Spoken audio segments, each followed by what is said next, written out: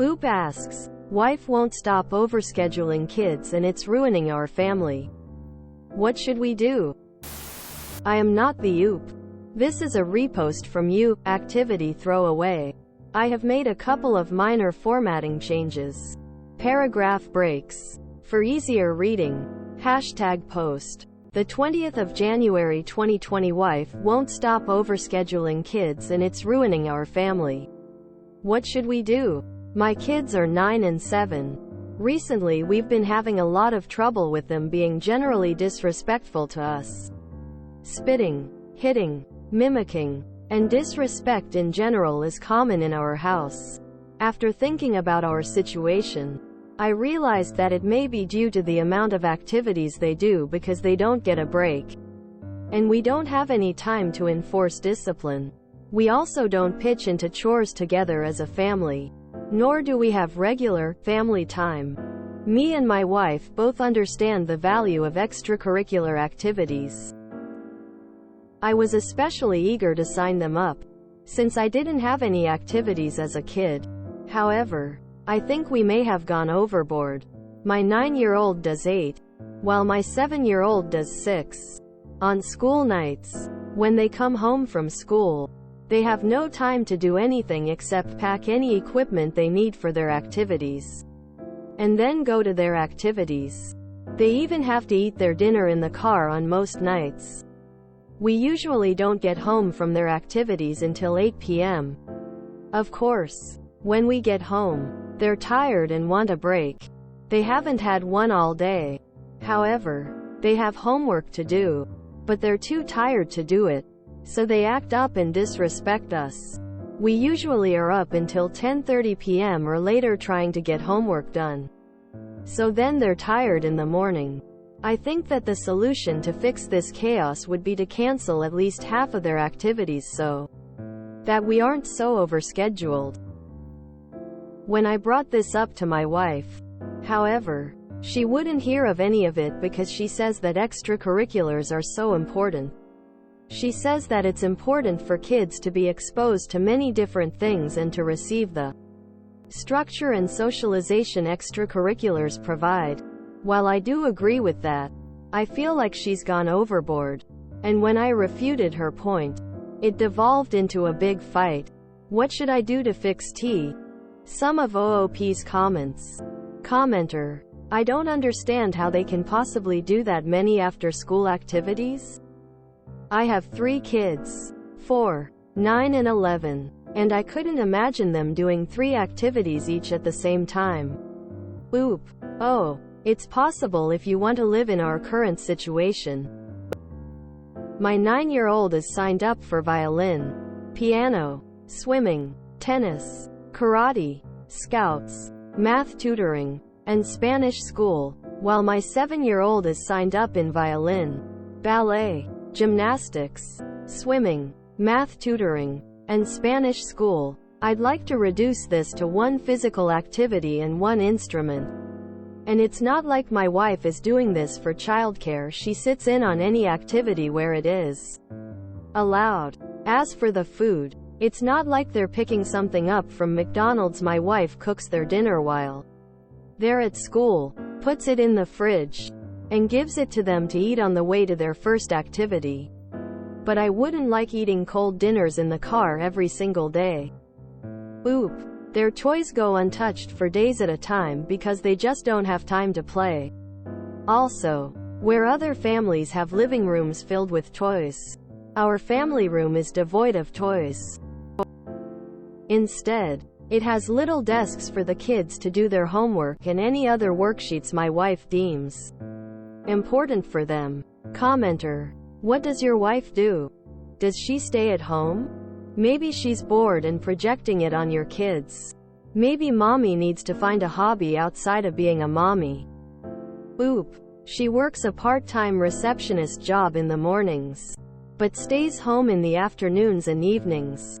Commenter: so she doesn't even attend these activities? Oop. Yes, she does. She sits in on any activity where she is allowed. And if she's not allowed to watch, she sits outside the door. Hashtag update. the 23rd of January 2020. First of all, I would like to thank everyone who responded on my first post. You gave me a lot of good advice and insights. What I did is first, I emailed my kids' leaders for all their activities and told the leaders that we wouldn't be coming. Then, I talked to my wife about this again. Only this time, I was armed with evidence and advice against our lifestyle. I showed her some articles about how much sleep kids that age should be getting, the importance of unstructured play, and the dangers of overscheduling. I also compared our kids' lifestyle to that of a working adult, and how she would feel if she was forced to work all day every day and get insufficient sleep. At first she was pretty upset and wouldn't listen to me. After a while, however, she admitted that what she was doing was wrong, and she agreed to family therapy as well as canceling all of the activities for a few months so that we could have a break. Although this all happened only a few days ago, things have changed for the better. First of all, when we told our kids that we wouldn't be going to activities for a while, they were quite excited. Our lifestyle has really become much more restful in these few days. We've been having daily family dinners and unstructured downtime, and we have all become happier. Thank you for all the advice you gave. Our life has definitely improved. When I saw this was originally posted January 2020, my first thought was, COVID is about to solve this for you. I got tired just reading the list of activities. Thank goodness their parents stopped it. I did theater, piano, and AP college classes. None at the same time. And yet I felt like I barely had any free time. IDK how these kids have coped without a full-on breakdown. Bro, I couldn't imagine the actual hell these kids were living in. I played a sport, had school, and did work in HS, but even that felt like to butt. I couldn't imagine having one kid go to class and learn like 5 instruments. I hate suggesting it because you don't know what's going on in a person's life, but the mom might legit need therapy. And I don't even mean like family therapy but personal. I met kids like this when I worked at a US university. It was a crying shame, and many of them really struggled when they actually went to college because they had no idea how to manage their time when it wasn't timetabled to within an inch of their lives, and their entire self-worth and identity seemed to come from exam scores. I had a 15-year-old who I mentored in a program for kids to experience university life over the summer holiday. She'd already done maths camp for 2 weeks and had engineering camp lined up after this 2-week mentoring thing. She was so fed up and bored. I gave up on the idea of her doing any lab work and just took her for ice cream each afternoon, and we went to see the animals in the agricultural school. Probably the only break she got, and it was pretty sorry fun having ice cream with a 30-year-old scientist and looking at horses and cows. I really felt for her. I am so glad they're going to start family therapy because things should have never gotten to this point.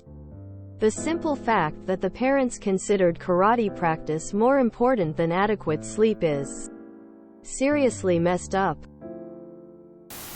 Just reading the list of activities exhausted me, let alone actually doing all of them. Poor kids were being worked like rented mules. This must have been so exhausting for all involved. Those poor kids. Sometimes after work I barely have time for any hobbies because I'm so tired. I had my daughter in ballet. One of the other mothers was bragging that her daughter was in ballet, tap, gymnastics, and piano. She was shocked that when she asked her daughter where she wanted to go eat for her birthday, the girl asked if they could stay home and order pizza. That poor little girl. I know this is supposed to be a yeehaw update, but even in the update I still don't hear anything about what the kids want. I hope after the break the kids can pick 1 or 2 activities they like the most and still have time to be kids. That would be a yeehaw update emo. The date stamp tells me the problem would have gone away very quickly on its own. Cold supper in the car every day? I'd have revolted a week in. Looking at the dates, pandemic shutdowns were about to give them a lot of time together anyway. Those activities took me out at the thought of them. Parents should not live a second life through their kids. Family therapy is definitely necessary. One year I did CE on Mondays, piano and drama on Tuesdays, cadets on Wednesdays, GB on Thursdays, hockey on Fridays, dance and drama on Saturdays, and Sunday school and church on Sundays. And I was a straight A student. At the end of that school year, the doctor signed me off with burnout. I was 13. No kid should ever be burnt out. Let them relax. I had to work a 32-hour per week job. Family-owned business. And did IB AP classes in high school. I had around 35 hours of homework a night. I think I got around 56 hours of sleep. I was so burned out by the time I graduated. Man, I'm a grown-up in college and work and getting stressed and overwhelmed. I can't imagine being overbooked like this at that age. Anyone else remember the Berenstain Bear book Too Much Pressure? That's what this sounds like. Edit. I just realized the date. Jokes on oop, wife. The kids would have gotten time off the million extracurriculars anyways. How can you be so devoid of empathy for your children that you impose 4 hours of extracurriculars a day? Then get upset when they don't want to listen to you. When you don't listen to them. I am personally in favor of one activity that the child enjoys more than that becomes unmanageable and it destroys the fun. No wonder the kids were acting out. The poor things were tired. If you enjoyed this video, please check out our playlists full of similar content. Epic Aircast is like doom scrolling for your ears. Please like, share, and subscribe.